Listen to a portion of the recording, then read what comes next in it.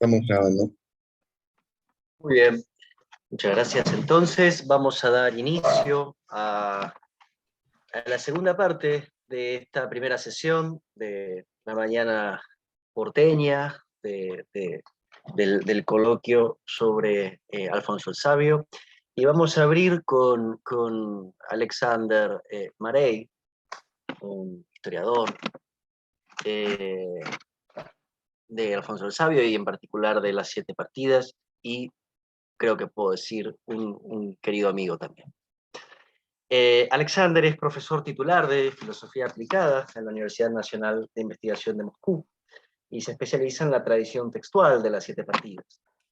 Ha sido uno de los promotores de la traducción de la historia de España en ruso y ha traducido la crónica de Alfonso X y de las partidas. Bueno, ha organizado, por supuesto, recientemente, y muchos de los que están aquí lo saben, algunos hemos hablado y muchos han participado en el mega congreso internacional de Historian and Power, de Historian in Power, por justamente el 8º centenario de Alfonso el Sabio en Moscú. Así que bueno, hoy nos va a hablar de cuál debe el rey ser a su tierra, el concepto de tierra o de la tierra en 7 partidas. Muchas gracias, Alexander, y es todo tuyo. Muchísimas gracias, Daniel. Bien, colegas, antes que nada quisiera agradecer a los organizadores que me invitan aquí y que bien, por eso yo puedo hablar ante vos y para mí es un placer y también un honor de hablar aquí en esta compañía maravillosa. Sin nada. Y antes que comenzar, solo tengo que hacer 2 notas preliminares. Que primero, yo pido perdonarme mi castellano. Hace tiempo no tuve bastante práctica, mal gracias a esa pandemia. Y bien, yo intentaré hablar que me entiendan. Pero soy en duda si alcanzaré. Bien. Segundo, que claro, yo voy a hablar sobre el concepto de la tierra en las 7 partidas y se sabe bastante bien que al momento no existe un estudio más o menos exhaustivo de ese concepto en la época de Alfonso el Sabio. Se conocen algunos estudios, por ejemplo, ese estudio de Adeline Ducois, Tierra y Gobierno en la Península Ibérica Medieval, donde historiador ilustre destaca el papel central del concepto de la tierra en la política, en la cultura política castellana.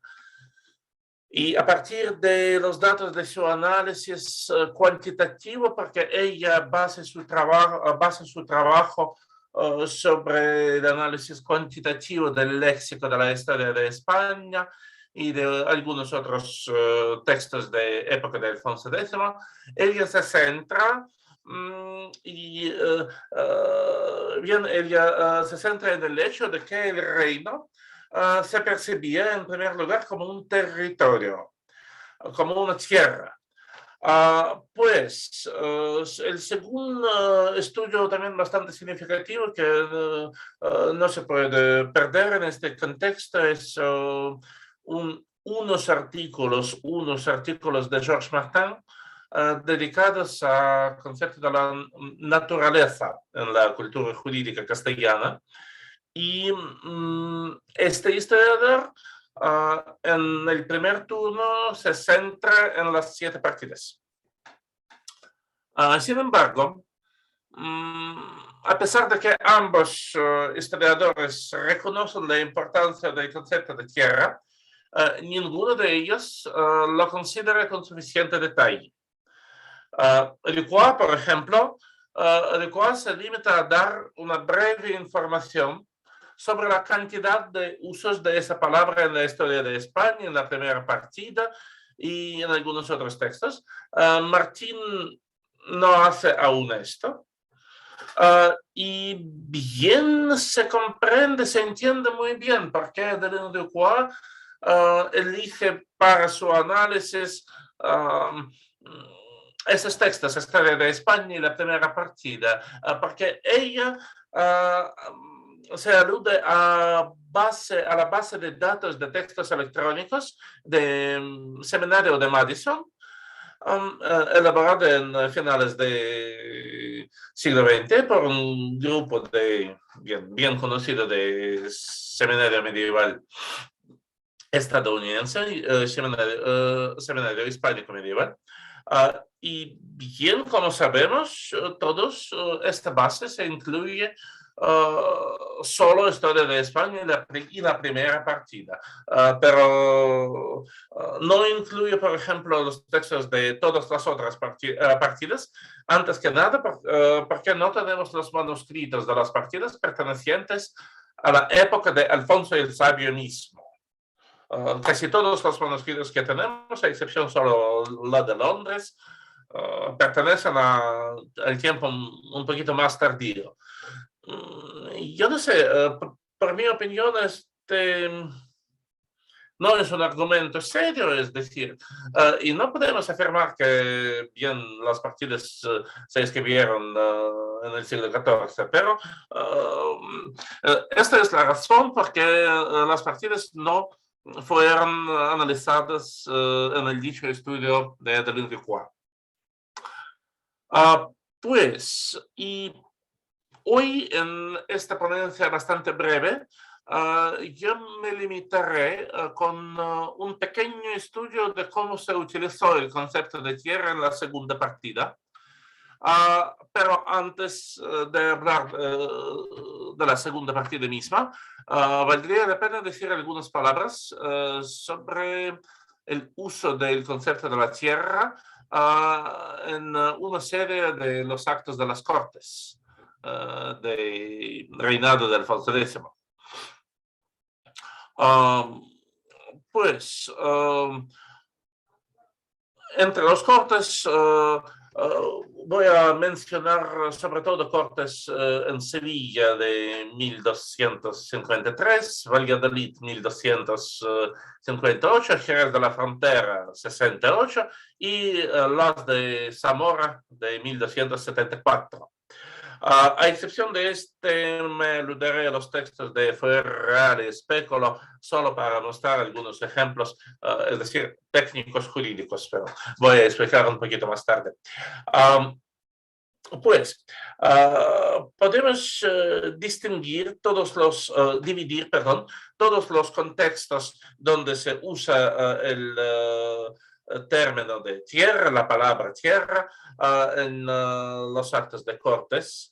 Podemos dividir todos los casos en cuatro grupos, cuatro grandes grupos. El primero de ellos incluye los textos donde el concepto de tierra se usa en el sentido más directo de todo lo posible. Así es, para significar la tierra que Dios creó junto con el cielo y otras cosas. Es decir, la creación, la criatura de Dios. Tales contextos son bastante pocos y relativamente raros. Generalmente se recogen en las fórmulas ritualizadas de los juramentos judiciales, como bien es el caso de los votos de un cristiano, de los juramentos judiciales de un cristiano y un judío, citados en el código citados en las Cortes de Jerez de 1268.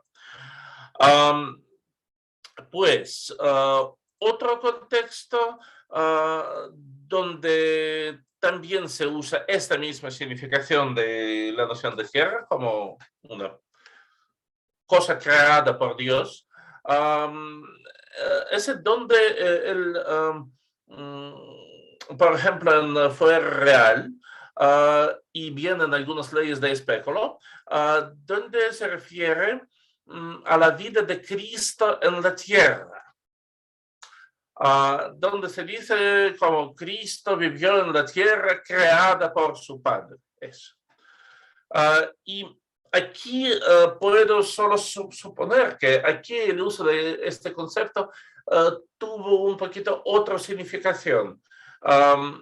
No para subrayar el hecho de la creación, pero sí para formular un pensamiento totalmente político. La gente debería saber que Dios, por un lado, creó el cielo, la tierra y todo lo demás, pero por otro lado, puso a los reyes como sus gobernadores en la tierra para hacer justicia y administrarla. Y de este surge el segundo grupo de los contextos, dentro de los cuales el concepto citado se interpreta como un objeto de derechos de la propiedad privada, o bien como un espacio de una jurisdicción particular. Antes que nada, cuando hablamos del concepto de tierra como un objeto del derecho de la propiedad privada, aquí hay dos géneros de las menciones. En el primer pequeñito grupo se trata de la propiedad privada en general. Es decir, son algunos contextos universitarios por su tipo, didácticos, incluidos en el fuero real, donde se describe, por ejemplo, cómo se debe actuar si una persona planta árboles o arbustos en tierras de otro, o bien quién debe poseer el fruto de un árbol que crece en la tierra de un hombre, pero extiende sus ramas sobre la parcela de su vecino. Esas son cosas, puramente universitarios, la traducción casi literal de algunos fragmentos del digesto del Códice de Justiniano.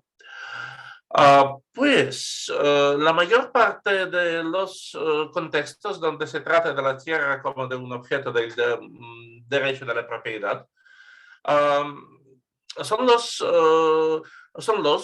donde se dicen del rey como de un señor de la tierra. Podemos afirmar que, se puede ver con bastante claridad, que la figura de señor natural, como bien señor por la naturaleza, o bien señor natural, sí, se elaboró en los textos de Alfonso X bastante tarde. Se encuentran esos textos en las partidas, en la historia de España. Pero mientras que en los textos anteriores casi no hay menciones de señor natural o señoría natural. Sin embargo, en los actos de Cortes, en leyes de espéculo y de fuero real, se encuentran las menciones de la tierra del reino como mi tierra, cuando el rey dice de primera persona, mi tierra o mi reino, eso es igual, o bien su tierra o la tierra del rey, cuando se habla en tercera persona. Y el uso del pronombre posesivo en relación con la tierra del reino, aquí no nos permite otra interpretación que la definición del reino como propiedad privada del rey. Incluso eso se confirma con una ley muy famosa de las partidas. Me refiero a las partidas, segunda partida, primer título, ley 5, 8 y 9, donde se compara el poder del rey con el poder del emperador, y se subraya que el rey tiene el reino como su heredad. Como su heredad, él puede Él puede hacer las donaciones de la tierra del reino, él puede gastar las tierras y bien maltratarlas incluso, mientras que el emperador posee su imperio en los derechos de usufructo. Es una de las diferencias de esas dos figuras. Pero bien, algunos otros contextos, bastante muchos, mencionan la tierra como un territorio sujeto a una u otra jurisdicción. Bien sabemos de la partida cuarta, por ejemplo, que el poder del rey se trata antes que nada y se interpreta antes que nada como un poder jurisdiccional, un poder del juez. Por eso se explica muy bien que la tierra es un objeto de jurisdicción y como por consecuencia a veces la jurisdicción misma.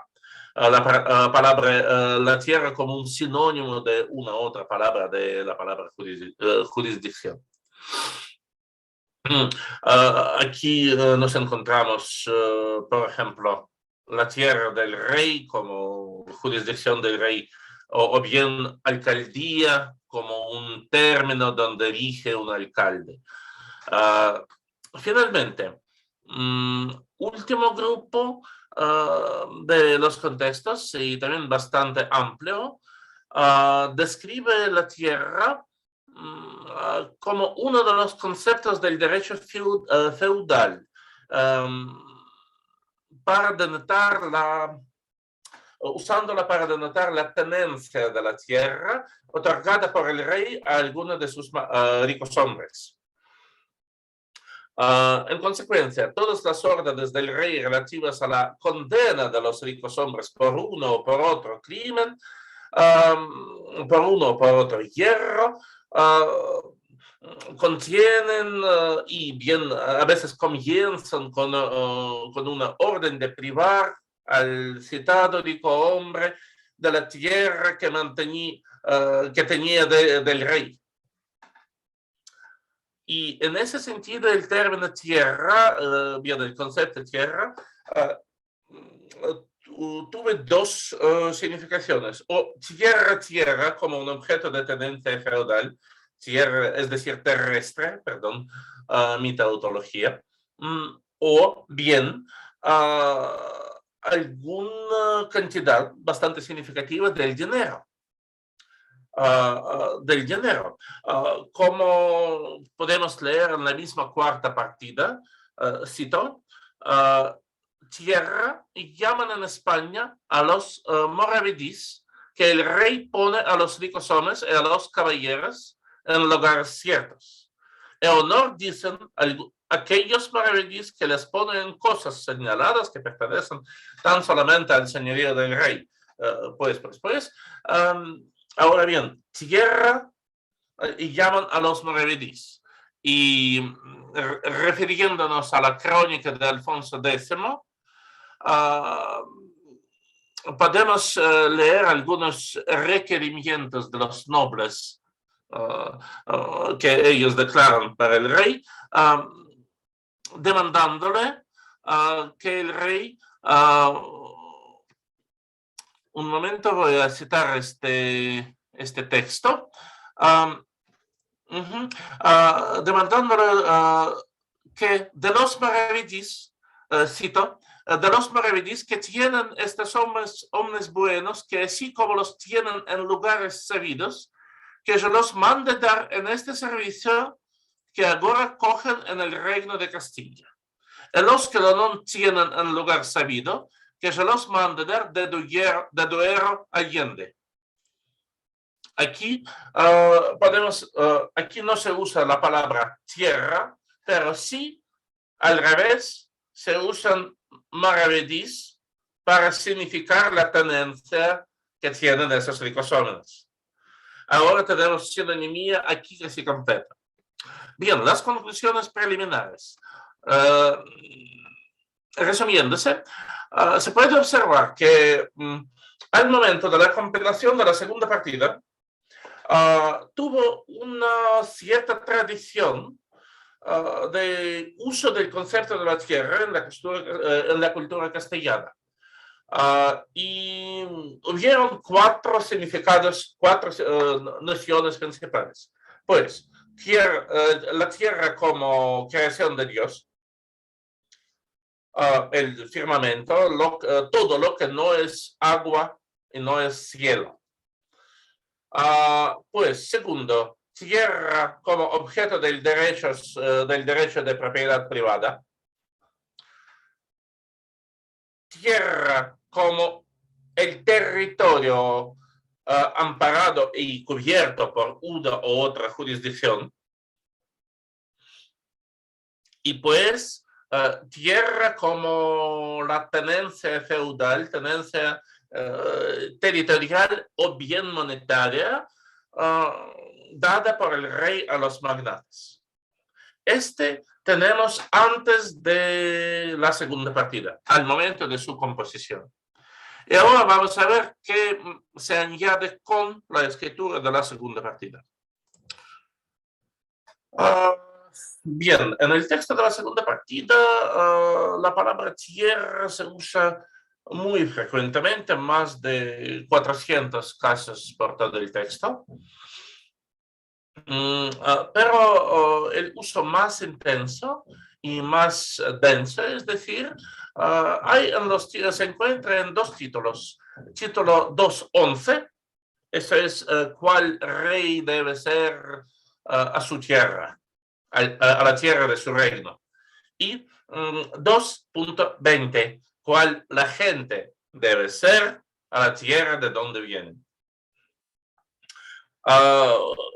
Pues esos dos títulos contienen solo 11 leyes en total, pero estas 11 leyes incluyen más de 50 casos del uso de tierra. Es decir, ahora bien, estas 11 leyes contienen más que una octava parte de todo, de todo el conjunto de la segunda partida.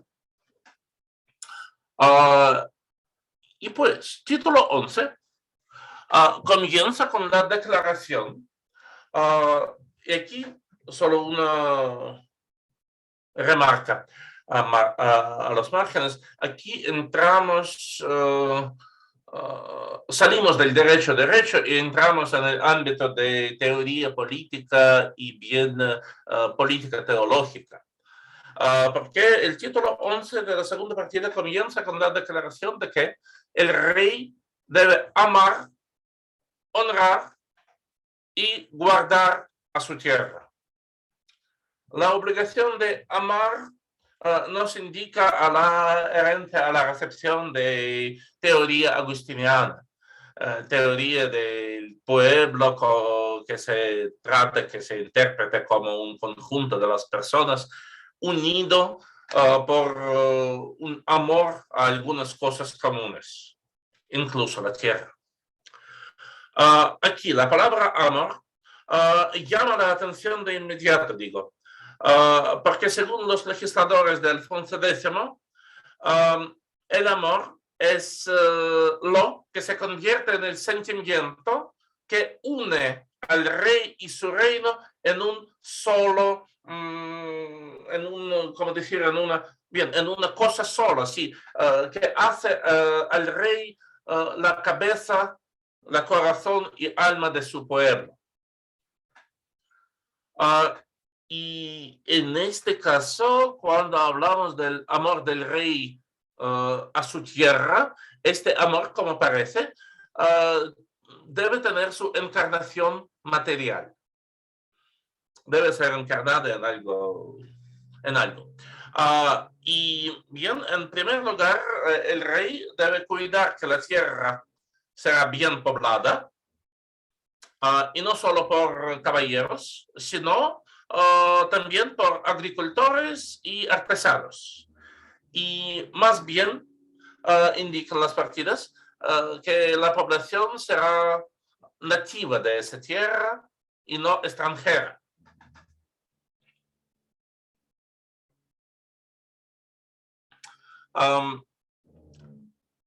Pues el rey, hablamos de que el rey tiene que poblar la tierra con los suyos y no con extranjeros. Aquí podemos volver por un momento a la crónica de Alfonso X y a la misma lista de las peticiones de los nobles hacia el rey,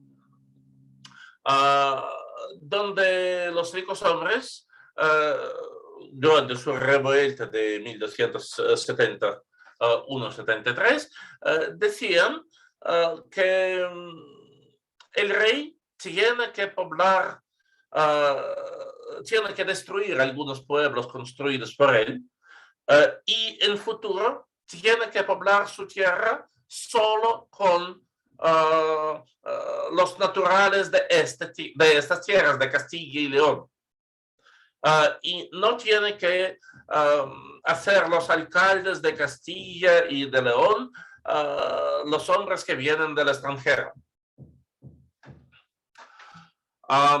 Claro que esto contradecía a la intención de Alfonso X, que intentó, como bien sabido, de homogeneizar, perdón, ¿sí? ¿Se me entiende bien? Yo no sé. Bien, gracias. Homogeneizar la población de su reino, hacer un pueblo común y no conjunto de castellanos, leoneses, gallegos, y etcétera, etcétera, etcétera. Pero, sin embargo, como sabemos de crónica de Alfonso X, Alfonso el Sabio acuerda en este punto con sus ricos hombres y me parece que la norma que cita la segunda partida, que bien la población de la tierra tiene que ser más tienen que ser más los naturales que los extranjeros, esa norma nos remite a los acontecimientos de la revuelta nobiliaria. Perdón. Además de poblar la tierra, el amor del rey por ella debía expresarse en su uso razonable.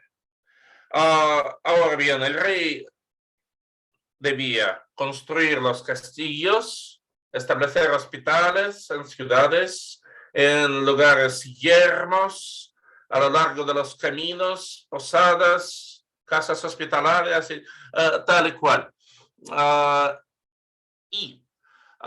En las leyes posteriores del título 11 se dice también que el rey tiene que guardar la tierra, primeramente, como se repite con los castillos y fortalezas, segundo, con la guerra contra los enemigos, claro.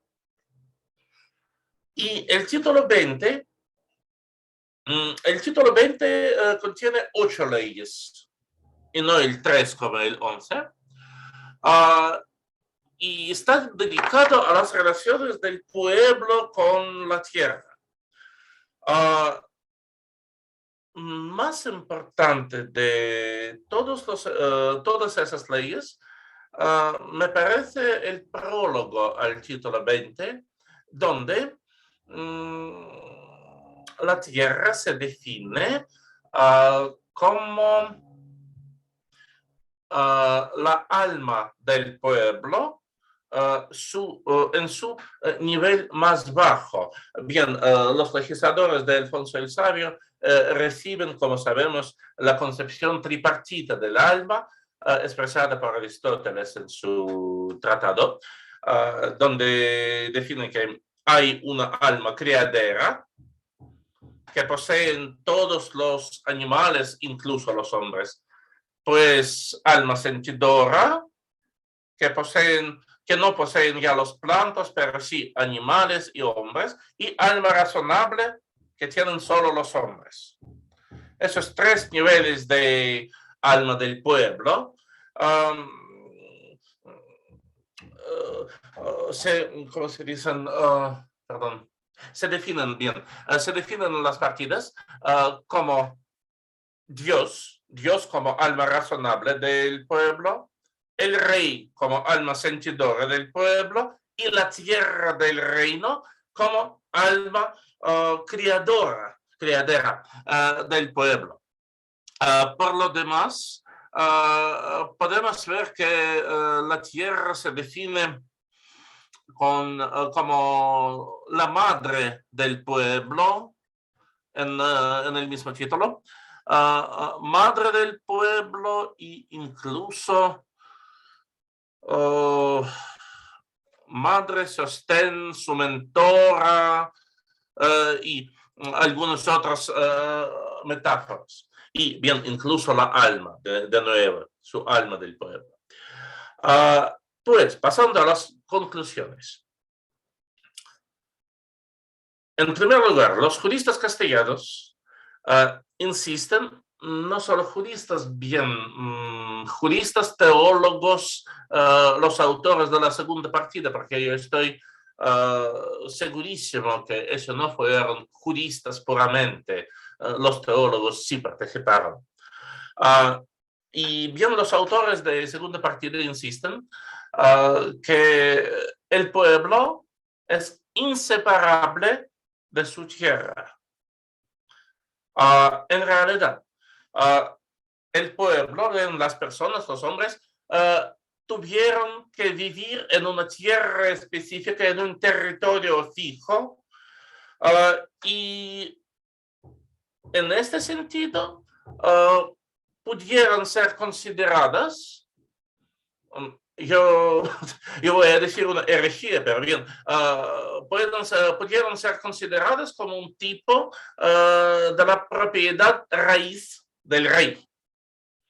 Me refiero a la ley 3 del título 10 de la segunda partida, donde el rey se define como un dueño del jardín, el pueblo se define como un jardín y la tierra donde se coloca este pueblo es el reino. Una metáfora bastante buena y muy brillante. Pues, el pueblo se describe como una especie de bien raíz, de cosa inmueble que pertenece al rey. En este mismo punto, los autores de la segunda partida coinciden con, por ejemplo, Santo Tomás de Aquino, quien alude al pueblo como un res regis, como una cosa del rey, en uno de sus comentarios a Metafísica de Aristóteles. Pero yo supongo que la razón de esta coincidencia es que para los autores de segunda partida, también como para Santo Tomás, una de las fuentes más principales de su inspiración fueron los tratados de Aristóteles, claro. Aquí me parece más interesante que el pueblo se define como una, pero bien, sí, como una entidad que no se puede mover de la tierra, que tiene que vivir en una tierra fija con sus límites, con sus fronteras. Y aquí se puede ver como una preidea, una presunción de un estado moderno. Porque si nos recordamos al Imperio Romano, por ejemplo, y a la concepción del pueblo elaborado dentro del Imperio Romano, el pueblo romano no tuvo que vivir en algún territorio, no fue ligado con la tierra, consistía de las personas y no de la tierra. Pero bien, segundo, conexión entre el rey y el pueblo se ve mucho más clara gracias a la unión del pueblo con su tierra. El pueblo tiene que amar a su tierra al rey, a Dios. El rey tiene que amar a su tierra, al pueblo y también a Dios, claro. El Dios no debe nada, pero por lo menos los autores del partido no mencionan las obligaciones de Dios. Broma. Pues,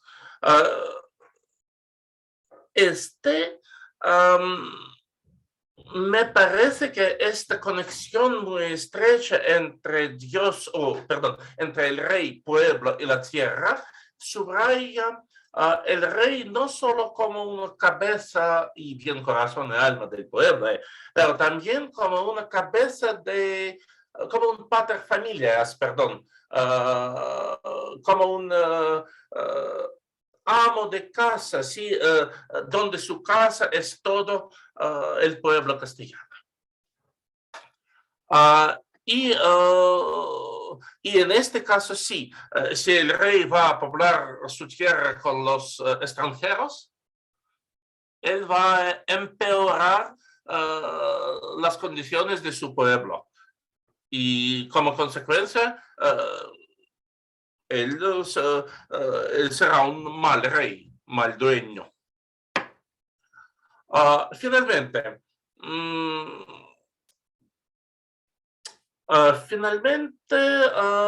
yo voy a acabar con una cosa muy bien conocida, que el pueblo, la tierra y el rey forman en la concepción de los autores de la segunda partida un tipo del cuerpo místico. Bien, no dicen cuerpo político, hasta esa metáfora nos quedan algunos siglos, pero bien, cuerpo místico, perdón, que se refiere a la imagen del cuerpo místico descrito por San Pablo en sus epístolas. Pues, bien, pues muchas gracias.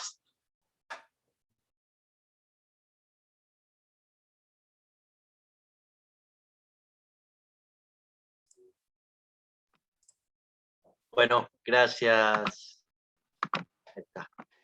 Gracias, Alex. Bueno, vamos a pasar ahora a Mario Cosío, que estaba por ahí, ¿no? Bajo la imago de don Juan Manuel. Y dejamos las consultas para el final, como en la primera parte. ¿Qué tal, Mario? ¿Cómo estás? Bien. Bueno, Mario es investigador postdoctoral actualmente en la Universidad de Alcalá de Henares, investigador asociado al Centro de Estudios Medievales de la Universidad de Minnesota y profesor de posgrado de la Facultad de Letras de la Universidad Mayor de San Marcos de Lima, doctor en Filología Hispánica Medieval en la Universidad de Minnesota, y su labor investigadora se centra en la prosa castellana de los siglos XIII y XIV, especialmente en la obra de don Juan Manuel, así como en la edición de textos medievales. Y hoy nos va a hablar de un título fantástico, por lo menos, El Lucidario, otra rebelión literaria contra Alfonso X. Así que le damos la palabra. Escuchamos, Mario.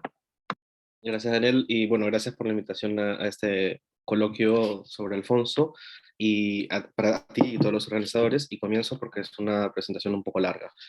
En un artículo reciente, Robbie Clark Patrick postula que el Sendebar es una primera reacción o rebelión discursiva ante el proyecto político alfonsí, esbozada empleando el mismo género de literatura didáctica promovida por el rey sabio. En esta presentación, planteo que esta traducción, auspiciada por uno de los hermanos del rey, el infante Fadrique, no es la más efectiva y resonante respuesta ante el entramado cultural de Alfonso X, nacida en el seno de la familia real castellana durante el siglo XIII. Habría que esperar casi 3 décadas hasta la segunda rebelión de Sancho contra Alfonso, esta literaria, el Lucidario. Y en cierta medida, volviendo sobre el Sendebar, la podemos considerar una obra fallida, aunque emplea el mismo tipo de conocimiento árabe-islámico favorecido por Alfonso y ciertos letrados de su corte para la educación cortesana. La obra no cumple con su propósito. Detrás del Sendebar, como lo proponen Lacarra o Arbesú, hay un deseo de transmitir el valor primordial de la mesura regia. En la historia, Este valor se contrapone a la irracional saña con la que el rey Alcos ordena la muerte de su primogénito, engañado por una de sus concubinas. Pero de manera más global es un intento de contener y limitar las ambiciones y los excesos del poder regio. En la ficción, esto ocurre mediante la aparición de un conjunto de principios rectores, llamémosla una moral regia, ofrecida en forma de ejemplos que 7 privados le dan al rey. Por la accidentada vida de su mecenas, es claro que la obra no logró cumplir este programa narrativo fuera de su entramado textual. 2 años después de terminada la traducción, el infante Fadrique partía de la corte castellana al exilio. Retornó en 1271 y 6 años después, en abril del 77, moría en Burgos, ahogado por órdenes del rey. El motivo de su ejecución es poco claro. Ante teorías sobre su homosexualidad u herejía formuladas por ciertos críticos, González Jiménez propone una hipótesis que encuentro más satisfactoria, que Fadrique, deseando controlar las impetuosas acciones que habían caracterizado los últimos años del gobierno de Alfonso, ya bastante enfermo y volátil, sin un heredero viable por la muerte del infante de la Cerda en el 75, planeó una conjura para destronarlo y asumir la tutoría del reino hasta la mayoría de edad de Sancho.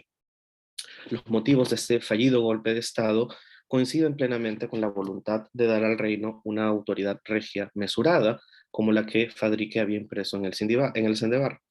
La muerte fue acompañada por la de su yerno, Simón Ruiz de los Cameros, y como veremos más adelante, esta muerte es una de las causas esgrimidas por Sancho años más tarde y sus partidarios para desposeer a Alfonso. Esto a pesar de que, como lo transmiten ciertas recopilaciones historiográficas cercanas al siglo XIII y XIV, como los silences Anales de Alfonso X o la Crónica de Alfonso X, fue el mismo infante quien prisó y dio muerte al Señor de los Cameros. Ahora sí pasamos a celebrar. Dada la naturaleza del evento que nos reúne estos días, creo innecesario repasar el itinerario intelectual de Alfonso X ni la señalada producción científica astrológica lograda en sus talleres, plasmada en obras de las ciencias stellarum como el lapidario, el libro de las formas y de las imágenes, astromagia, el libro cumplido de los judicios de las estrellas o el libro del saber de la astrología. Quiero resaltar, sin embargo, que estas totalizantes pesquisas sobre conocimientos lícitos e ilícitos, producidos a la luz de lo que Rico y Márquez Villanueva describen como el campante y heterodoxo aristotelismo hispano del siglo XIII, encontró una rápida y fulgurante respuesta en las obras auspiciadas durante el reinado de Sancho IV y la reina María de Molina, continuada durante la tutoría de esta última del reino. Y como recordaba hace algunas semanas Fernando Gómez Redondo en Salamanca, este año marca otra efemérides, los 700 años de la muerte de la reina, que ocurrió en julio, el 1 de julio, eclipsado por las preparaciones para el centenario de Alfonso.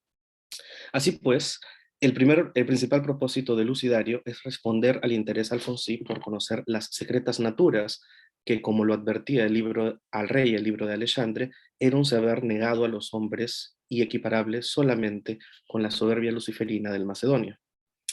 Richard Kincaid, en un estudio crítico que acompaña la tristemente única edición de la obra de Lucidario, afirma algo que muchos estudiosos repiten todavía, que es una amplificación del Lucidarium, el Lucidarium de Honorio Autun, pero esto no es completamente correcto. El texto latino es una pieza de educación pastoral escrita durante la primera escolástica y que gozó de una enorme popularidad en los siglos XII y XIII. Su contenido, sin embargo, se orienta a un público bastante diferente que el Sanchí. Fue escrito para instruir a los religiosos en los dogmas centrales del cristianismo y ofrecerles recursos para la educación de laicos que aún no contaban con las herramientas de predicación que fueron introducidas durante las reformas lateranenses. La finalidad pastoral de esta obra explica que está llena de un lenguaje cargado de fuertes y hasta en muchos casos crudas metáforas para explicar fenómenos espirituales como la pérdida de la gracia divina, la persistencia del pecado, el sacrificio de Cristo o el destino ultraterreno de las almas, recursos necesarios para guiar y convencer a un público poco educado. El segundo, El Lucidario de Sancho, es una obra llena de discusiones teológicas, sí, pero de mayor calado, que incluye profundas revisiones a las doctrinas aristotélicas. Entre estas se entrelazan descripciones científicas de la naturaleza, como largos pasajes que explican las técnicas de caza empleadas por los balleneros cantábricos o las rutas de migración de las aves nativas de la península. Sancho intenta difundir y vulgarizar el conocimiento científico de su época, pero elige hacerlo de una forma muy diferente a la favorecida por su padre. pues todos los conocimientos están sujetos, como veremos adelante, a un estricto marco doctrinal cristiano. El texto castellano también propone una relación didáctica diferente que el latino. En el primero, el discípulo es un oyente cautivo de la sapiencia de su maestro. En el castellano, el discípulo se acerca a este porque, habiendo sido educado en teología por él, ha escuchado las enseñanzas de otros maestros de las escuelas de su ciudad. De ellos ha aprendido saberes que contradicen los de su anterior pedagogo, y cito: «Contéceme muchas vegadas que voy allá a alguna de estas escuelas por ver qué tales son, y otros sí por oír los maestros que allí están leyendo, y a que adecióme así que voy a entrar en una de aquellas, en que leen el arte que llaman de naturas, y fallí vuelta muy gran disputación entre los escolares con su maestro, y tan grande fue el sabor que den de ove de aquellas cosas que oí discutir, que me vos quiero manifestar de toda la verdad. E torné y muchas vegadas por oír, porque aprendiese más».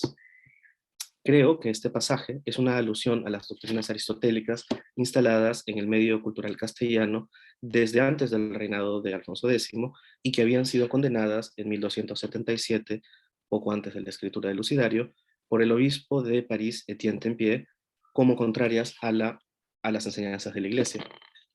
La obra comienza con un prólogo en primera persona de Sancho IV, que, como es habitual en estas secciones, explica cuál es el propósito y la utilidad del libro. Como apunta Ana Montero, ya desde la presentación nos queda claro que el Lucidario es un proyecto literario concebido como respuesta a las ideas de intelectuales, que son los mismos que aparecen en el marco que acabo de citar, los maestros, de intelectuales que relativizan la primacía de las enseñanzas de la Iglesia, impulsores de lo que Sancho dice es una gran herejía. El rey advierte, cito: «porque los entendimientos de los hombres se quieren extender a saber y a demandar las cosas más que les es dado, y no les abonda saber las cosas que son terrenales, y quieren saber las cosas celestiales que son. Y como quiere que los hombres todo esto sepan, y pueden saber la raíz y la virtud de ello, porque las hay de cada uno de estos saberes, no se tienen por pagados de esto, y van trabar con agudeza de gran entendimiento que han en sí, en lo que no les es dado, y lo que Dios no quiso que supiesen». Dije que esta denuncia apunta a ciertas enseñanzas aristotélicas populares del 200. Por un lado, está dirigida contra el grupo de intelectuales hispánicos que defendía un aristotelismo de cuño averroísta en la primera mitad del siglo. Su pensamiento, muy extendido en el norte peninsular, especialmente en Palencia, León y Burgos, había ya sido prohibido en la Facultad de Teología de la Universidad de París en el 1215, especialmente los escritos de cierto debatido Mauricio Hispano, junto a los tratados de filosofía natural y metafísica de Aristóteles. Son estos mismos filósofos leoneses que Lucas de Tuy llama heréticos del Theravada. Junto a ellos tengo la sospecha, sin embargo, que Sancho también está cargando, sin decirlo explícitamente, contra una segunda rama de aristotelismo peninsular mucho más reciente. Pienso en algunas afirmaciones del filósofo, debatibles como menos desde la perspectiva del dogma y la hermenéutica bíblica, incluidas en la ciencia estelar alfonsí, y por tanto promovidas desde la oficialidad, y por tanto promovidas por el rey desde la oficialidad de su corte. Junto a ellas se encuentran las discusiones que seguían ocurriendo en ciertos claustros universitarios y eclesiásticos, de las que queda como testimonio la filosofía, un tratado latino lleno de doctrinas averroístas, escrito por el escolar Virgilio de Córdoba hacia 1290, durante el reinado del rey Bravo. Volviendo al prólogo, tal situación lleva a Sancho a destinar su obra a acordar dos tipos de conocimiento opuestos, que son, cito, el uno contra el otro, la teología y las naturas. La ciencia de las naturas, explica, son los saberes sobre los seres vivos, los fenómenos naturales terrestres, aéreos y astronómicos, es decir, la filosofía natural aristotélica, que puede ser conocida por todos los hombres, independientemente de su fe, quizá en una oblicua referencia a la popularidad de los comentarios de Averroes entre los naturalistas castellanos, porque el rey dice: «Este saber de las naturas es más común a todas las gentes del mundo, e usan por él cristianos, judíos y moros». Esto último apunta asimismo a que es un conocimiento que puede ser entendido directamente por la razón humana y no una verdad revelada que requiere de una aceptación dogmática. Ahora, por encima de esta ciencia de los hechos se encuentran los saberes de la teología, la única fuente del conocimiento que para la ortodoxa de Sancho hace comprensible la existencia contingente de los fenómenos naturales. Se trata, pues, de una óptica muy distinta a la fenomenología científica que interesaba a Alfonso. En el Lucidario, la teología es entendida como el estudio de las causas primeros y los fines últimos de los fenómenos sensibles, aspectos que no yacen en estos ni pueden ser entendidos solamente mediante la razón las razones dadas por los antiguos y los modernos. El prólogo es poco directo al establecer cuáles son sus fundamentos, algo que no ocurre con las ciencias de las naturas, que quedan indisolublemente ligadas a la doctrina aristotélica. Queda, sin embargo, claro que la teología es una verdad revelada y, por tanto, dogmática, cuyo fundamento es la escritura y los escritos de los padres de la Iglesia. Además del abundante uso de fuentes bíblicas en el libro, el mismo rey dice esto. Establece que para resolver la contienda entre los saberes, primero se tiene que razonar sobre los hechos divinos, que son milagros, y dice en que no nada que ver natura ni en otra cosa ninguna. Ahora, este dualismo conceptual con el conocimiento contenido, sea en el campo de la filosofía natural, sea en el de la teología, invita a un lector entendido a asignar roles a las muy diferentes actitudes y posturas que tuvieron sobre ellas dos reyes de Castilla. Por un lado, se encuentra la curiosidad científica de Alfonso X, y por el otro, el renovador retorno a la ortodoxia de Sancho, quien proclama, en otra obra educativa, que es la que tenemos en pantalla ahora, Los Castigos, las palabras del Salmo 110. El comienzo del saber es el temor del Señor. El rey propone que esta doble relación puede ser aplicada a otros aspectos que lo diferencian de su padre, al ofrecer una versión bífida de su ascensión al trono castellano. Al final del prólogo, Sancho enumera Sancho enumera entre los bienes y las mercedes que recibió de Dios su dignidad regia. No solo Dios le hizo hijo de rey, sino que entre todos los hijos y nietos de Alfonso, lo seleccionó a él para ocupar el trono, y dice, toyonos todos aquellos que nacieron antes que nos por darnos este lugar. Compara esta situación con la intervención divina que permitió a David convertirse en rey de Israel, a pesar de ser el octavo hijo de su padre, Jesé. Una comparación que, si recordamos un poco el relato veterotestamentario, tampoco deja bien parado a Alfonso, pues a él le correspondería el lugar del rey Saúl, un monarca que perdió el favor divino por su desobediencia y que terminó sus días atormentado por un espíritu maligno. Pero la comparación esconde un poco más.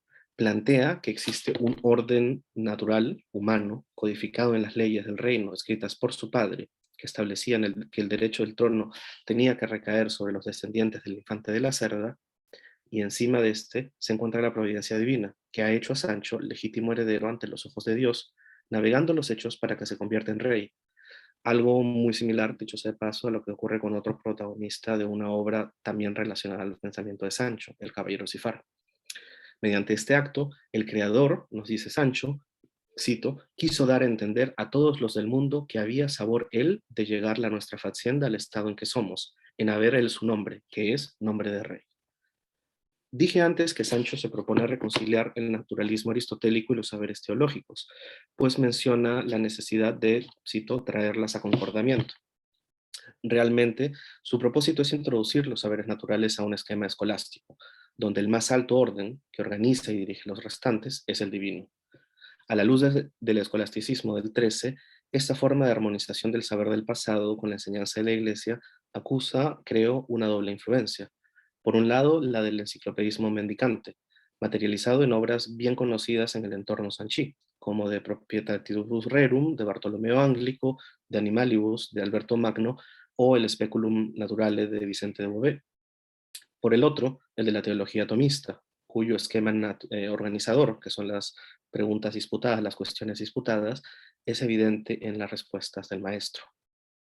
Las huellas de estas fuentes pueden confirmar lo que sospechan algunos críticos, que el Lucidario fue una obra del incipiente estudio mendicante auspiciada por el rey. A pesar de la cercanía del rey con el franciscano Juan Gil de Zamora, y acá me voy tangencialmente en un comentario, su antiguo tutor y autor también de la enciclopédica Historia Naturalis, por las fuentes que Lucidario emplea y la forma de construcción de su argumentación, no me inclino tanto a colocar la génesis de la obra en la órbita de los minoritas, sino más bien en la de los frailes predicadores. Y ahora ya salto en este contenido y paso más bien a ciertos pasajes de la obra donde tenemos evidentes reacciones al pensamiento sanchí. La respuesta a la primera pregunta del discípulo, ¿cuál es la primera cosa que hay en el cielo? Spoilers, es Dios. Casi como todas, tiene dos partes, una natural y otra teológica. En la primera parte, el maestro emplea una idea del estagirita que había gozado de una gran difusión en la Edad Media, incluyendo los escritos alfonsíes. Me refiero a la teoría del primum movens, o el primer movedor, expuesta precisamente en el libro Lambda de la metafísica, al que Alexander se refirió hace poco. Em, Dice el maestro: sepas tú que según naturas el mundo comienzo hubo, pues si el comienzo hubo, conviene que alguno fuese facedor de aquel comienzo. La respuesta teológica completa este panorama.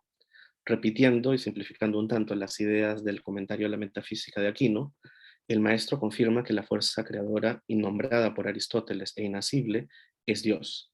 Añade, sin embargo, que es necesario aceptar que el mundo es finito, sobre esto vamos a volver en breve, y movido por un creador benigno y anterior y superior al mundo, a este, una verdad que solo se puede encontrar en el relato bíblico. Más adelante, el discípulo le pide a su maestro que zanje una cuestión disputada por teólogos y filósofos: ¿en cuál de los cielos estaba Dios? Según la interpretación medieval de la doctrina aristotélica, el primer movedor se encuentra en el noveno cielo. Acá tenemos una imagen de esfera de Sacrobosco. Tanto el setenario como el libro del saber de la astrología lo explican así, y nos dice, cito por el setenario: esta es creencia de la fe y la ley derecha de nuestro Señor Jesucristo, que no fue tomada de los elementos, ni los 7 cielos, ni del 8º cielo, mas fue tomada del nono, que es sobre todos los otros, según dijeron los filósofos de sabios antiguos. Demostraron por su saber que aquel era lugar e moranza de Dios, porque aquel cielo no se movía e facía mover todos los otros. Esto es la virtud del nono cielo, que está quedo e non se mueve, a que llamamos el poder del Padre. Ya en su respuesta anterior, el maestro había dado señales de rechazar la posibilidad de colocar a Dios en un espacio definido. Afirmó entonces que antes de la creación estaba en ningún lugar y en todos, una posición que recuerda además que la interpretación medieval de la cosmogonía aristotélica contradecía en ciertos puntos la creación ex nihilo bíblica. Y nos dice el maestro: verdad es que él lo hizo todo y él no estaba en nada, mas todo estaba en él, y por esta razón es Dios. Casi Dios no se pudiese tener, sino en el lugar donde pudiese estar firme, luego sería Dios menguado. Bien así como otro hombre terrenal, que no habría mayor poder que otro hombre. Mas él estaba en todo, y la su obra que él hizo, y que él face estaba en él. Ahora, la siguiente respuesta va un poco más allá, porque niega que se pueda colocar al creador en una de las esferas, pues esto forzosamente nos dice lo haría contingente, limitando su necesario poder en términos filosóficos y su capacidad de acción directa sobre la creación. Sepas que Dios está en todo lugar, en cada uno de los cielos 9 está. Otro sí está en tierra, en purgatorio, en infierno, en mar. En todo lugar está Dios, en todos los lugares que están las criaturas, en las obras que él hizo, en todas está Él, que tan grande es su grandeza, Él su poder. Al exponer sobre el destino de la creación después del juicio final, el maestro carga nuevamente contra los elementos del pensamiento aristotélico y especialmente contra los comentarios de Averroes sobre la eternidad del mundo, una de las doctrinas que había sido condenada en París, y acá tenemos algunas de las tesis condenadas. El maestro explica entonces a su discípulo que los hombres, como todos los seres vivos, pueblan el mundo sublunar, pero, cito, el día que se acabe el mundo, se acabarán los hombres y las otras animalias. Añade que este evento afectará a los cuerpos supralunares, e fincarán que no se moverán los planetas del cielo en las otras estrellas que son. Teoría que confirma citando a Isaías: que dijeron los santos que había de ser de allí adelante cielo nuevo de tierra nueva. Esto contradice las ideas del filósofo, para quien las esferas y los cuerpos celestiales ahí contenidos eran perfectas e incorruptibles, describiendo un movimiento sin fin iniciado por el primer movedor. El mundo sublunar, a su vez, estaba compuesto por seres formados por los 4 elementos de Empedocles, sujetos a cambios por existir dentro de un ciclo perpetuo de generación y de corrupción. Pero el maestro no piensa esto, toma su refutación de Aquino, quien sobre el poder de Dios y sobre el cielo sostiene que el fin del movimiento celestial conllevará también el fin del movimiento de los cuerpos inferiores, y por tanto todos dejarán de cambiar, terminando así con el ciclo de generación y corrupción descrito por Aristóteles. Esta respuesta teológica es acompañada por una natural, En palabras del maestro, la respuesta es lo más contrario de esto que te he dicho, basada precisamente en los escritos del más famoso de los sabios antiguos naturales. Dice el maestro, fallámonos que Aristóteles dijo en un libro que Fitzo que llaman física, en el libro octavo, que en el mundo, según natura, no puede parecer ni haber fin. El maestro inmediatamente introduce una acotación que le permite enmendar esta tesis. Cuando Aristóteles dice que el mundo no tendrá fin, se refiere solamente a los seres sublunares y a la pérdida de su capacidad de regeneración. Dice en esta razón porque Dios fixó el mundo y ordenó al curso de la natura que dio para ello. Según este curso, conviene que algunas cosas nazcan y otras mueran. Por esta razón, dijo Aristóteles que de un endrellamiento en otro habrá y a ir esto para siempre ya más. Pues que los endrellamientos de las naturas no habían haber fin, en esta guisa prueba él que el mundo no habrá fin. Un poco tenso este pasaje, pero más adelante lo aclara con palabras simples. Nos dice, Camundo es dicho por las cosas vivas que viven sobre la tierra, y tanto quiere decir mundo como cosas que mudan. Este mudar es en dos maneras. La primera, en cómo se mudan los hombres, omnes y las criaturas que son vivas sobre tierra de un lugar a otro por andar. El otro mudamiento es cuando se muda de vida a muerte. Pues esta cosa sobre que vivimos y andamos es llamada tierra, en nos que vivimos sobre ella somos mundo. Entonces, el mundo no puede ser finito porque el mundo son los seres vivos que van a morir. No puede ser infinito, perdón. Al insistir sobre la importancia de la muerte en el plano sublunar, compuesto de estas cosas vivas, terrenales y carnales, y especialmente los hombres, el maestro está reafirmando su contingencia, una característica que le permite sostener precisamente la finitud de lo creado, no sin antes excluir, claro, a Dios, las almas y a los ángeles, siguiendo lo que dice la Biblia y los padres. Así, propone un aristotelismo mejor alineado con las doctrinas de la Iglesia, que solo entonces se anima a llamar el judicio de la verdad. Perdón, el juicio de la verdad. Sin embargo, en este momento vuelve a recordar que estas ideas nunca son tan perfectas como las originadas en el juicio de la virtud, el saber de la fe, que es un reflejo desmejorado del conocimiento perfecto que solo se puede encontrar en el Creador. Y nos dice al final, la cima de todo esto es Dios, que fue facedor de todas las cosas, y contra lo que él face no hay naturas ni otra cosa que ahí pueda poner razón, que a él es sobre la natura. Esta respuesta me permite volver sobre un punto del prólogo que había dejado en el tintero por un motivo estratégico.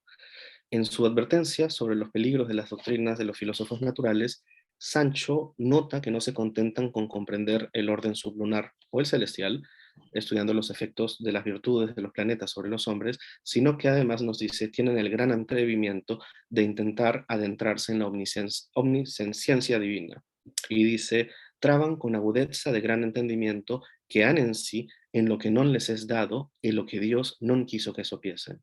Que por eso fallamos, que dicho él en un evangelio, no es vuestro de conocer los tiempos y los momentos que mi Padre quiso guardar en su poderío, para cuando viese que era tiempo, es sazón de usar de ello y de vos lo dar a entender. Vale la pena notar que el pasaje bíblico es de los Hechos de los Apóstoles y es la respuesta de Cristo ante las insistentes preguntas de sus discípulos sobre cuándo será restaurado el reino de Israel. Eh, Aunque la astrología y el estudio de los efectos de las estrellas en los destinos humanos eran saberes reputados en los centros de enseñanza europeos del 200, como nota Laura Fernández Fernández, las sucesivas condenas de las doctrinas aristotélicas citadas antes afectaron su popularidad y, más importante aún, creo, hicieron notorio que ciertas prácticas ligadas a la ciencia de las estrellas contradecían las enseñanzas de la Iglesia. Sobre lo que antes dijo Sancho, parece pensar esta consideración, que la astrología es una ciencia que intenta adentrarse en aquello que la teología dice es incognoscible. Y aquí volvemos a encontrar el conflicto entre padre e hijo. Alfonso había auspiciado numerosos tratados sobre las ciencias estelares e intentó, como explica Laura, ofrecerle un marco regulatorio a la astrología que impidiera que fuera condenada o que la condena fuera absoluta. Lo hace en la ley primera del título 23 de la séptima partida. Ahí describe qué es la adivinanza y lo dice de la siguiente manera: tanto quiere decir como querer tomar el poder de Dios para saber las cosas que están por venir. Tomar el hombre poder de Dios para saber las cosas que están por venir. Y distingue dos tipos de ciencias adivinatorias, una académica que acepta, y que veremos en breve, y otra empírica que rechaza, pues es practicada por adivinadores, agoreros, hechiceros, que estudian las señales de animales muertos, cristales, espejos, o incluso prácticas mágicas que involucran cadáveres. Lo problemático de la ley, a la luz de lo que nos está diciendo el lucidario, es que el rey acepta la validez de la astrología como una forma de asir lo que el creador no quiere que sea conocido. La ley primera dice: la primera forma de adivinanza es la que se face por arte de astronomía, que es una de las 7 artes liberales. Esta, según el fuero de las leyes, es decir, las partidas, no es defendida de usar a los que son maestros y la entienden verdaderamente, porque los juicios y los asesmamientos que se dan por esta arte son catados por el curso natural de los planetas y de las otras estrellas, y fueron tomadas de los libros de Ptolomeo de los otros sabidores. Mas los otros, que no son de sabidores, no deben obrar por ella, como quier que se deben trabajar por aprender de estudiar en los libros de los sabios. Es decir, si eres sabidor, eres entendido, eres educado, puedes usar la astrología, pero no si no estás preparado. Sancho, por su parte, no niega las virtudes de los planetas y las estrellas en el lucidario. Esto sería inconcebible, una inexplicable innovación para el mejor saber científico de su época. Las acepta, como también aceptan los poderes de las piedras preciosas o de las hierbas. Sin embargo, entienden que todas estas tienen virtudes o poderes que ocurren dentro de un esquema que respeta la ortodoxia. Así, por ejemplo, para Sancho en el lucidario, cada cuerpo estelar toma su poder de la virtud que le infunde un ángel asignado a ella por el Creador, en una transposición del esquema de la jerarquía angélica del pseudo Dionisio Areopagita, pero finalmente concluye diciendo que todo el saber que el hombre puede obtener de las estrellas y los planetas es limitado. Las cosas ocurren en el tiempo que Dios ha propuesto y en la manera que Él ordena. Y cito, esta es una cita un tanto larga: y como quier que nuestro Señor dio gran poder a Santa María su madre y a los otros santos que murieron y visquieron por la su santa fe, bien les dio poder que resucitasen los muertos y pudiesen resucitar, y otros milagros, muchos que fizo por ellos de diversas naturas. Mas 3 cosas fallamos que él tomó para sí, que no quiso dar a Santa María, su madre, ni a otro santo ninguno.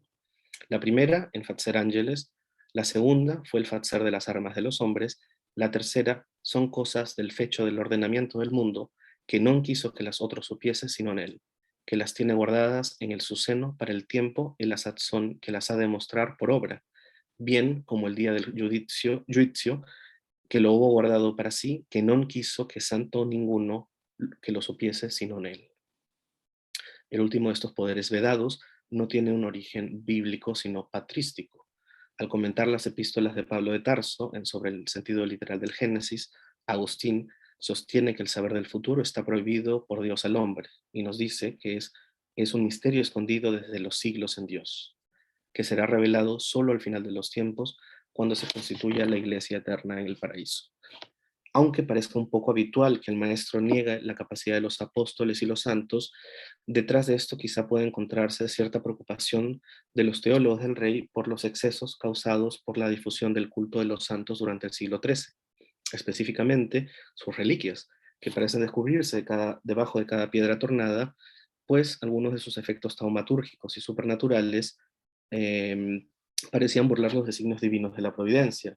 La inclusión de la Virgen en este grupo me sorprende un poco, debo confesarlo, aunque quizás sea evidencia de que Sancho no compartía la devoción mariana que hizo a su padre a revestir a la Virgen de atributos casi divinos en las cantigas y hacerla actuar, aparentemente, en algunos pasajes, en contra de la providencia. Pienso en Teófilo o en el monje de Colonia.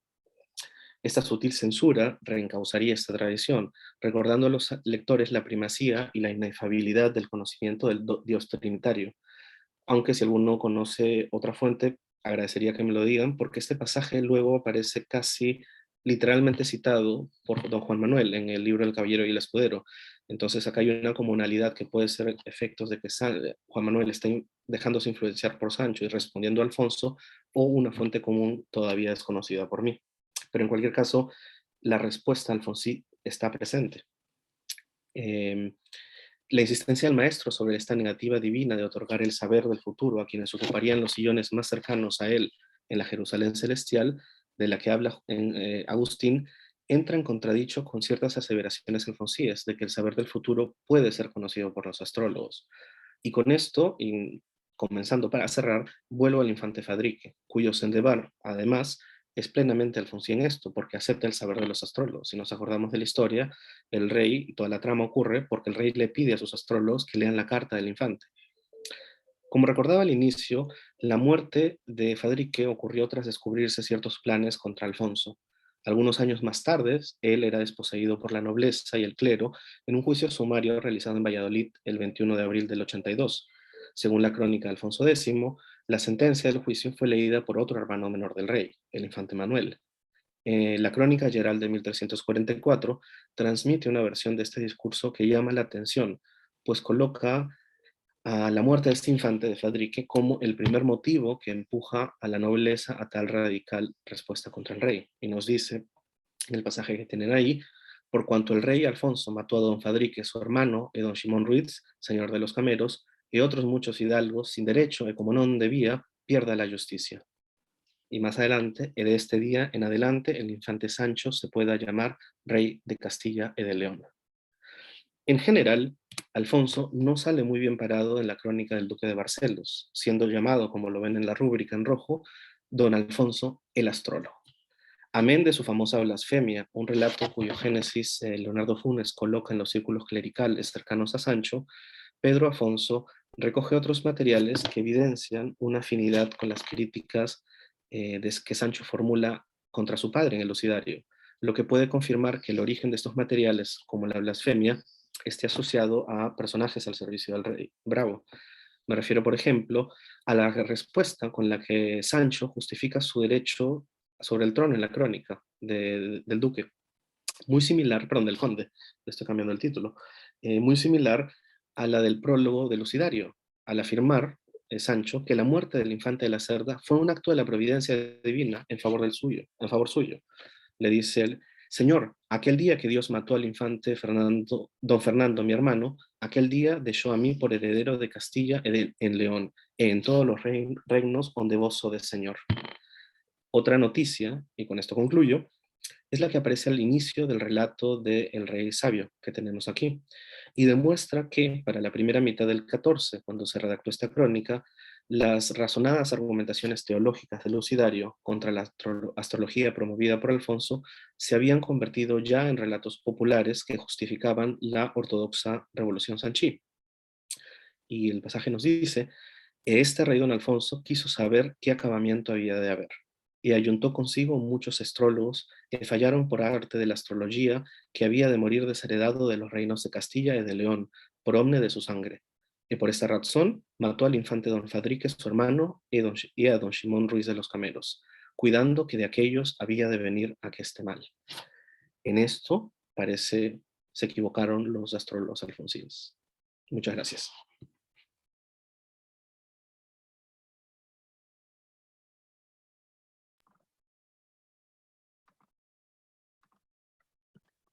Bueno, gracias Mario.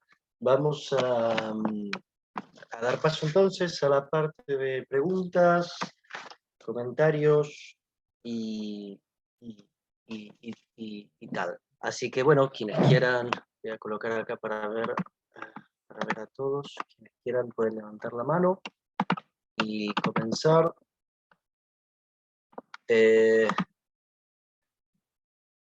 Bueno. Santiago. Sí, no, un comentario que, bueno, ante todo, muchas gracias por las dos exposiciones que la verdad aprendí mucho. Y un comentario para Alexander, que, bueno, escuché tu intervención también en el Congreso en homenaje a Joseph Snow, y que hablabas del pueblo, ¿no? Y ahora de la tierra, me sorprendió esto de la insistencia en el amor del rey a su pueblo, y el amor en este caso el rey a su tierra. Y me venía ahora a la cabeza hay todo el género literario que Alfonso retoma en la historia de España, que lo retoma en Centenario y también lo hace en una de las cantigas que es la alabanza de la tierra, la alabanza de la... No, bueno, quería preguntarte si tenía algo que ver o tiene algo de alguna conexión, porque obviamente es algo tópico, ¿no? Lo de la alabanza de la tierra, pero a mí me sorprendía mucho eso y me venía a la mente, ¿no? En el caso en el caso de la historia de España, bueno, lo toma de La Fuente, no la Laus Hispania, y después en el Centenario creo que lo hace con Sevilla, y hablando de su padre Fernando, ¿no? Bueno, y en Cantiga de Santa María es interesante porque lo hace más específicamente con el puerto de Santa María, en varias cantigas que son cantigas de repoblación en realidad, porque es Alcanate que Alfonso X consagra a la Virgen María, ¿no? No, me venía a la cabeza eso, ¿no? Como comentario y como pregunta si tenía algo que ver o lo había pasado por tu investigación algo con respecto a esto.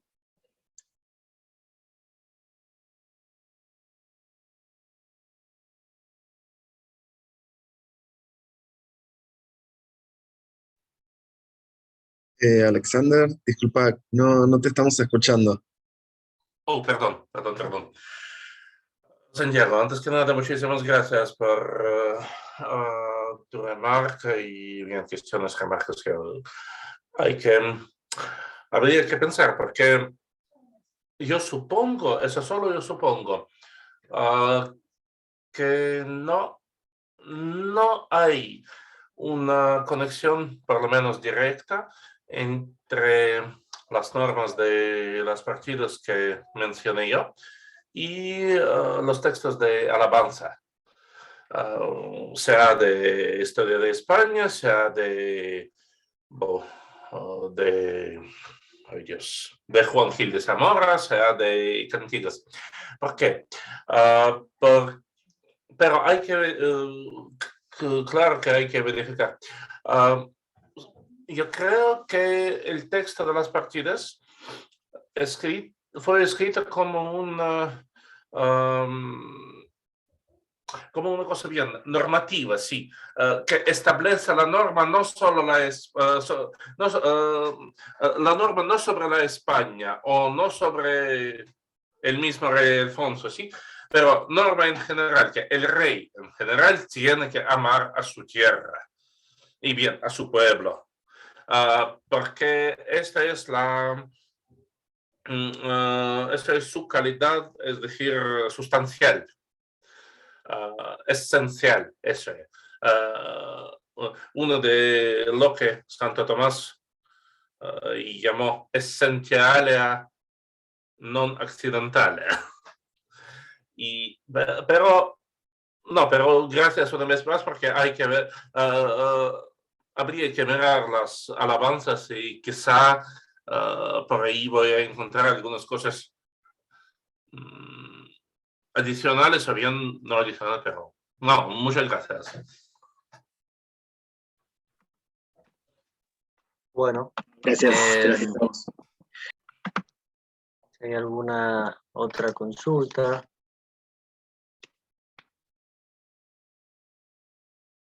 Yo, mientras, bueno, queda un comentario para Alex.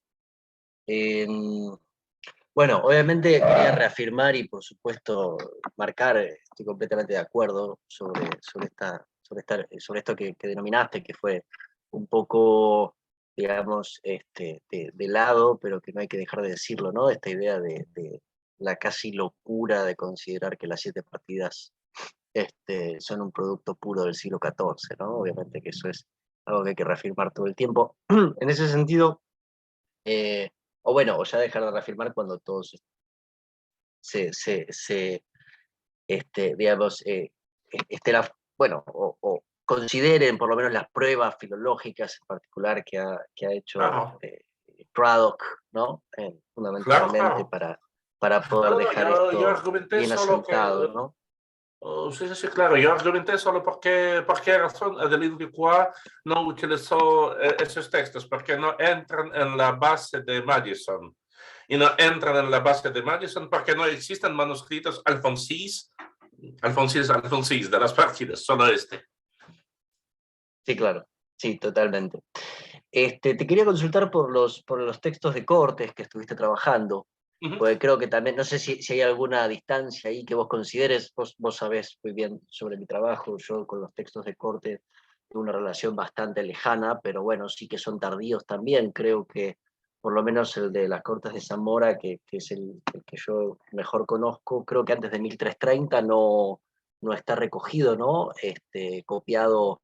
Así que si vos me podés comentar sobre algún manuscrito anterior incluso, sería interesante, porque realmente ahí se me pierde mucho de todo lo que tiene que ver con la genealogía de las cosas relativas a lo alfonsí. Y más allá de esta cuestión, que es una pregunta muy, muy concreta sobre la ignorancia, quería hacerte un comentario, que también es una pregunta en relación a esta cuestión del amor. Algo de esto voy a comentar cuando me toque hablar a mí. Pero digo, bueno, me pareció muy interesante, por supuesto, ambas comunicaciones. Yo por la especialidad de las 7 partidas voy a esto, y es esta cuestión del concepto de tierra al que vos vas. Digo, si no lo tendríamos que pensar quizá como un concepto relacional, en el sentido de que es un elemento, ¿sí?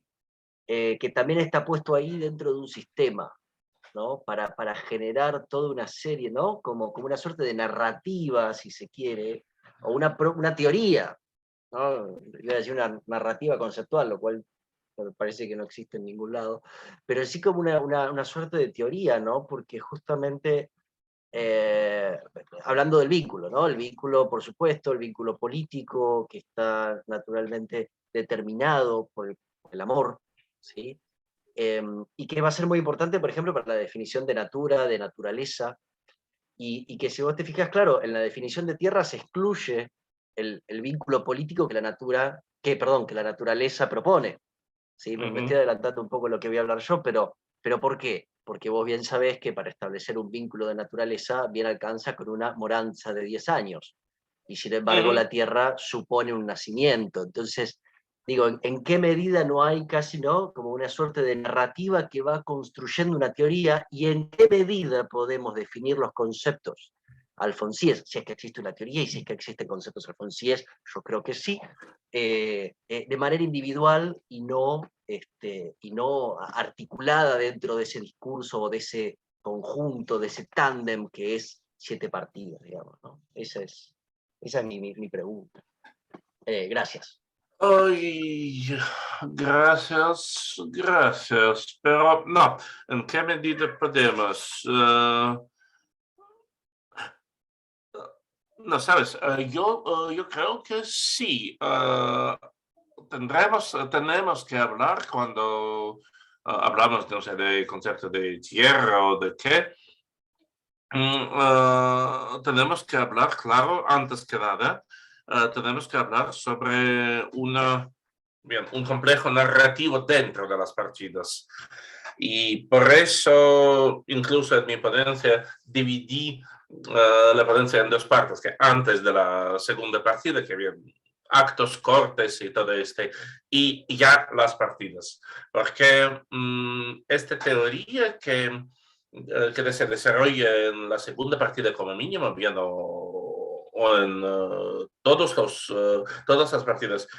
Esa teoría es una cosa que sí, bien, hasta más o menos hasta tiempo de Pedro I, de quizá más o menos, o de Alfonso XI, eso es sí una teoría, es decir, interna de las partidas. Hermenéutica, que incluso en las partidas se nos sale fuera. Después empieza a salir poco a poco. A mí me interesa mucho y eso es lo que yo no pude encontrar hasta hoy, de dónde juristas teólogos de Alfonso sacaron el concepto de alma del pueblo. Porque fuentes romanas no lo conocieron, tampoco fuentes bíblicas, tampoco como yo imagino fuentes árabes. Bien, por lo menos lo que leí de Al-Ghazali y de Al-Farabi no contienen estas cosas. Y si ellos inventaron ese concepto, me parece que valdría la pena en el futuro investigar es decir, desarrollo ya fuera de las partidas, cuando si sale de las partidas esa teoría o si se queda como una teoría doméstica partidaria. Pero bien, gracias. Gracias, Alex. Bueno, Mario, realmente tu trabajo, bueno, me pareció firmemente documentado, fascinante, como todo lo que leo de vos. Me encantó. Cuando leí el título, por eso decía que me parecía interesantísimo el título, ¿no? Cuando leí el título, por supuesto, inmediatamente me disparó la pregunta, que debo confesar, no está bien que lo haga, pero acerté. ¿Cuál era el primero, no? Como justo me había leído la edición de David Arbesú, veía esta idea, me parece fascinante, lo voy a agarrar un poco para mi lado, ¿no? Pero la pregunta o la consulta es, digo, esto es interesantísimo, ¿no? Porque podríamos decir, permitime, ¿no? Esta creación que voy a hacer en mi pregunta, que es la idea como de un conflicto político, que no es original, pero digo, aparece el conflicto político, aparece esa lucha política, ya incluso con algunos de los protagonistas muertos, por ejemplo, Alfonso el Sabio, como asentada en la intertextualidad y en esos, ¿no? Como una política asentada en la intertextualidad, que me parece absolutamente fascinante. Creo que la pregunta que voy a hacer es demasiado grande e imposible, pero digo, ¿crees que por lo menos para lo que es Castilla, bueno, claro, acá hay una línea muy concreta, padre-hijo, pero digo, hermano también, en este caso, para el caso del Sendeval, ¿cuándo colocarías vos, ¿no? El inicio, si es que se puede, ¿no? de esta práctica que, aunque ya tu cara respondió, que aunque parece, digo, ¿no? Bastante común, digo, aparece con una potencia o con una evidencia, ¿no? En estas producciones literarias del siglo XIII que realmente invita a pensar, digo, bueno, o sea, es una cosa motivada y desarrollada en el contexto de los 50 o casi 50 años, un poco menos, del reinado de Alfonsí, o dónde lo colocarías vos en el siglo XIII castellano, en lengua vulgar, por supuesto, ¿no? O romance. Vulgarita. Yo creo que se ha sobredimensionado un tanto el Sendebar como rebelión, que el Sendebar no es tan rebelde como se cree. Eso es a raíz del artículo este que salió en la Crónica hace 7 u 8 años de Robbie, y él dice esto, pero luego hay uno de los manuscritos del Calila castellano, uno de los fragmentos del Calila castellano que está en Oviedo, que habla, y pues es el libro de Calila Edina, y habla además del libro de Sendubete. Y es un manuscrito, no sé cuál es la cronología del manuscrito, pero lo incorpora dentro de la órbita de los textos, traducciones árabes que se están produciendo en la corte de Alfonsí, que también ponen en entredicho la cronología del misma del Calila, ¿no? Porque es un texto posterior, ya no cuando es infante. Y yo creo que en realidad en la época de Alfonsí el Sendebar tiene intenciones, quizá, pero son intenciones políticas con muchos actos que se hacen en el mundo político que no están transfiriéndose realmente a acciones, ¿no? Pueden, como ocurre con Fadrique mucho después, y me comí una sección entera en la que hablaba, porque esto tenía como 15 páginas más, en la que hablaba de las pugnas entre Fadrique y Alfonso por el ducado de Suabia y todos estos problemas. Pero yo creo que Fadrique hace lo que hacen todos los miembros de la familia real castellana, ¿no? Que es producir cultura en un contexto que demanda que tengamos una familia real letrada, muy, muy letrada. Alfonso, Fadrique, Manuel no tanto, pero sí Juan Manuel. Y yo creo que más bien la rebelión literaria comienza en el reinado de Sancho, o como supone Leonardo Funes, en este momento de transición, cuando se comienza a desposeer al rey después de las revueltas, y que ya estamos con la necesidad de legitimar un reinado segundogénito, como lo llama Gómez Redondo, ¿no? El reinado ilegítimo que va a producir un rey ilegítimo y un sucesor ilegítimo no reconocido por la Iglesia. Ya es en el reinado de Sancho, pero lo hace con tal fuerza desde todos sus movimientos. O sea, si es que te acuerdas de los castigos de Sancho, ahí es yo soy tu padre y tú eres mi hijo, ¿no? O sea, hay una necesidad de enseñar y de asir al hijo y decir, y te amo, y te quiero enseñar esto, y escucha mis consejos, que demuestra cierta reacción ante lo que el padre hizo o no hizo.